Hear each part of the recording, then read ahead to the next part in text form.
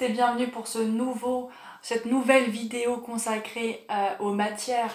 Quelle matière utiliser pour débuter? Donc je vais faire une petite liste progressive du plus facile au plus hard, histoire que vous ne soyez pas découragés, dégoûtés, frustrés, parce que s'il y en a certains d'entre vous qui sont débutants, vous ne savez peut-être pas bien comment choisir vos matières, vous allez peut-être choisir celle qui vous plaît, au dépend de celle qui est adaptée à votre niveau. Et risquer de ne pas y arriver, être frustré et de mettre votre machine à coudre derrière le placard. Donc c'est pas ce qu'on veut, évidemment, on veut progresser. La couture c'est tout un art finalement. Cet art on le maîtrise petit à petit. On commence pas avec du velours ou du cuir, on se calme les amis. Avant de commencer, qu'est-ce qu'on fait? On s'abonne.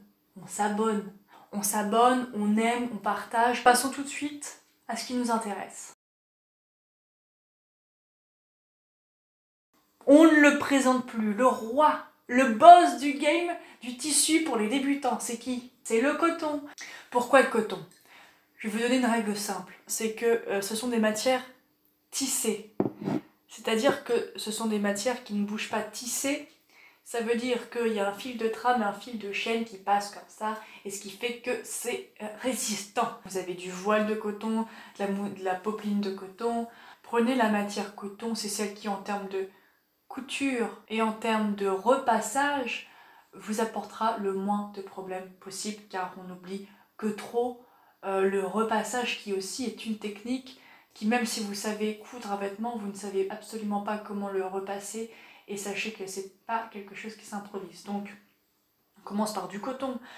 Pour vous exercer en couture, je vous invite même à essayer de chiner des draps dans des brocantes, les vieux draps de votre grand-mère, que sais-je, mais vous aurez des mètres et des mètres de tissu pour pas cher pour pouvoir vous exercer. La viscose, je trouve que ça se tient bien, c'est magique comme matière. Et oui, voilà, c'est ça, ça se repasse bien, ça se passe bien d'une manière générale, c'est vraiment bien pour faire les vêtements d'été fluides, les petits tops. Et la viscose, en plus il y a souvent des jolis petits imprimés en viscose, c'est quelque chose de fluide, ça va pas vous poser beaucoup de problèmes à piquer, donc vraiment la viscose ça serait juste après le coton, voilà, top 1 coton, top 2 viscose. Top 3, le jersey. Voilà, le jersey qui, même si c'est une matière extensible, ce n'est pas non plus une matière ultra extensible si on sait comment la piquer, si on ne tire pas comme un malade sur son tissu pendant qu'on coud, si on la dirige, si on l'accompagne. D'ailleurs, je vous ai fait une vidéo spéciale comment coudre les matières stretch, je vous invite à la regarder. Mais typiquement, le jersey, pareil, c'est une matière qui ne vous embêtera pas pendant le repassage. Qui demande juste du soin si vous devez dépiquer, à ne pas trouer, à faire attention à ne pas trouer votre tissu. Mais d'une manière générale, il va bien se tenir, il va bien tomber et il vous embêtera pas trop. Maintenant, on va commencer à rentrer dans les matières qui posent un peu plus problème, qui sont plus compliquées au niveau du passage sous la machine à coudre et sous votre fer à repasser, évidemment. Je mettrai la soie.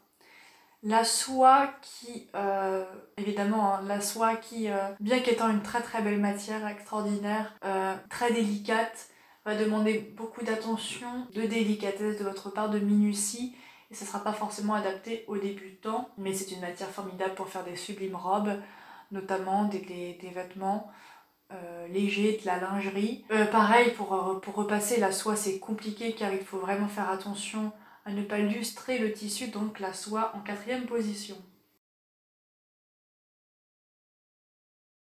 En 5e position, j'ai mis le cuir. Pourquoi le cuir, qui pourrait paraître comme ça une matière extrêmement compliquée? C'est pas qu'elle est compliquée, c'est que évidemment avec le cuir, une fois que le tissu est troué, que le cuir est troué, il est troué. Et vous ne pouvez pas revenir en arrière, vous ne pouvez pas dépiquer et recommencer.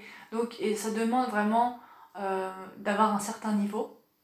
Mais en soi, c'est pas un tissu qui va bouger dans tous les sens, ça demande juste une certaine technique. C'est pour ça que je l'ai mis après la soie, car pour moi il y a des matières qui sont vraiment beaucoup plus compliquées que le cuir, qui reste une matière assez rigide. Une fois que votre cuir est percé, il est percé, donc vous ne pouvez pas vous amuser à rater vos coutures 36 000 fois, c'est pas possible. Il faut prendre son temps, être sûr de soi. Évidemment, vous ne pouvez pas repasser du cuir, donc ça va demander des techniques particulières adaptées au cuir, mais hormis ça, et peut-être même des machines particulières, mais hormis ça, c'est pas un tissu qui est extrêmement technique à travailler. En 6e position, je vous ai mis la mousseline. La mousseline qui est vraiment un tissu très beau, très fluide, sublime, mais qui est galère dans le sens plutôt au niveau de la coupe. La coupe, vraiment, ça va être un tissu qui est extrêmement fin, extrêmement mouvante. Et donc ça va demander certaines techniques pour piquer. Là, on est vraiment au millimètre près. Et c'est des très beaux tissus, mais qui vont demander des techniques particulières, des finitions très haute couture pour avoir quelque chose de beau. Ça demande beaucoup de délicatesse, donc la mousseline. En 7e position, le crêpe. Le crêpe, c'est la matière que je déteste le plus. Alors, elle est sublime, c'est-à-dire que c'est une des matières les plus belles pour moi. Elle est d'un chic, mais alors à travailler, oh my god. C'est un tissu qui réagit extrêmement mal au fer à repasser. C'est un tissu qui est très mouvant, Et je vous inviterai à ne juste pas utiliser de crêpe si c'est quelque chose qui est au terme de complexité trop compliqué. Tout simplement, c'est compliqué, ça demande beaucoup de minutie, beaucoup de technique, donc le crêpe, si vous êtes débutant et même si vous êtes intermédiaire, je vous invite à oublier ce mot, c'est tout. Juste pour Mardi Gras, mais sinon vous oubliez cette matière. Elle n'est pas pour vous, elle n'est pas pour vous. En 8e position, le velours. Alors, il y a différents types de velours, hein. Il y a des velours de soie, velours de coton. Le velours de coton est plutôt facile à travailler. Le velours de soie, je vous invite à l'oublier. Mais le problème, c'est qu'au niveau du repassage, c'est tellement technique, il faut même des outils particuliers, parce que le velours n'est pas un tissu qui est tissé à proprement parler, ce sont comme plein de petits poils qui dépassent.